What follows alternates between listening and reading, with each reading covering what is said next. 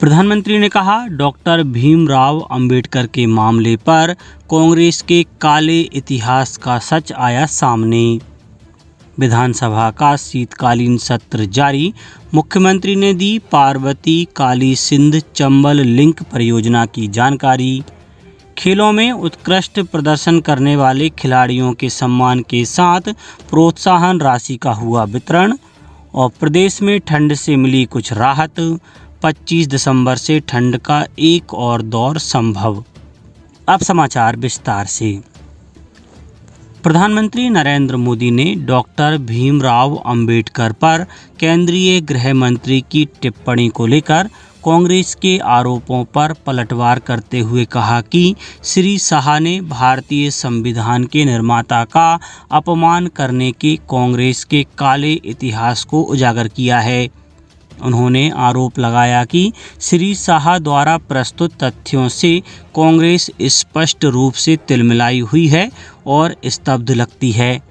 यही कारण है कि वह अब नाटकबाजी में लगी हुई है। सोशल मीडिया पोस्ट में उन्होंने कहा कि देश के लोगों ने बार बार देखा है कि कैसे एक राजवंश के नेतृत्व वाली पार्टी ने डॉक्टर अंबेडकर की विरासत को मिटाने और अनुसूचित जाति और अनुसूचित जनजाति को अपमानित करने के लिए हर संभव अनुचित चाल चली है। प्रधानमंत्री ने इस बात पर जोर दिया कि डॉक्टर अंबेडकर के प्रति उनकी सरकार का पूरा सम्मान और श्रद्धा है। उन्होंने कहा कि केंद्र ने पिछले दशक से उनके दृष्टिकोण को पूरा करने के लिए अथक प्रयास किया है। केंद्रीय गृह मंत्री अमित शाह ने राज्यसभा में उनके भाषण को तोड़ मरोड़ कर पेश करने से संबंधित मामले में कांग्रेस के आरोपों की कड़ी निंदा की है। नई दिल्ली में कल शाम पार्टी मुख्यालय में मीडिया को संबोधित करते हुए श्री शाह ने कांग्रेस पर डॉक्टर भीमराव अंबेडकर विरोधी और आरक्षण तथा संविधान के विरुद्ध होने का आरोप लगाया। गृह मंत्री श्री शाह ने मीडिया से अपील करते हुए कहा कि उनका पूरा बयान जनता के सामने रखें।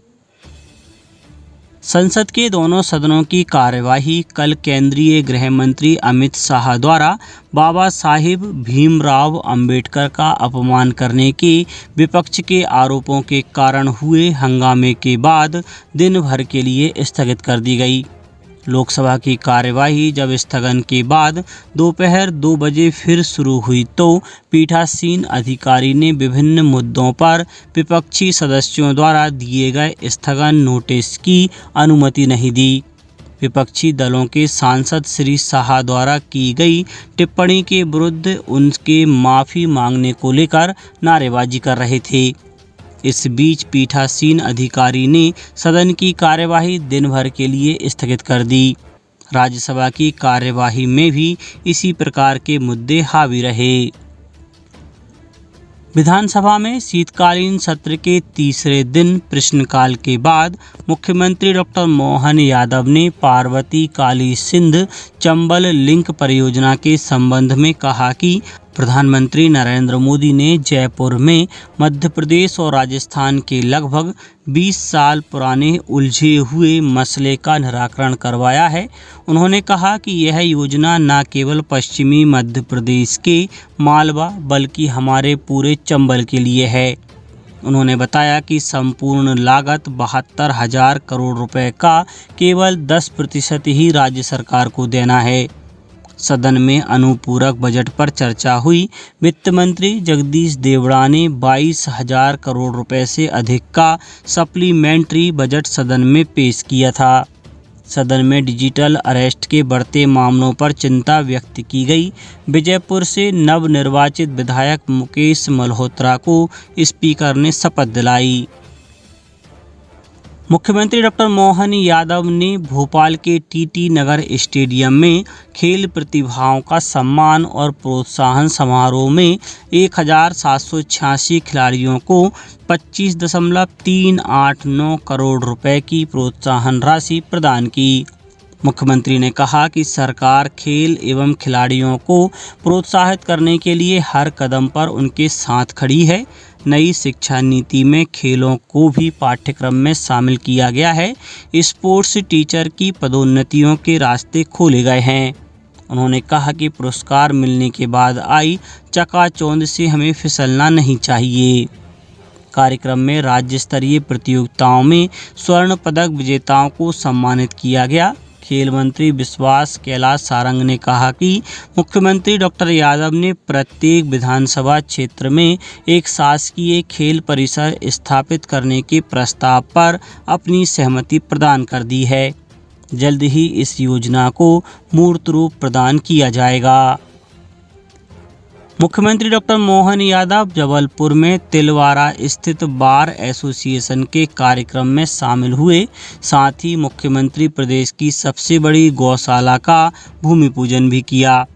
उमरिया गांव में प्रदेश की सबसे बड़ी गौशाला बन रही है।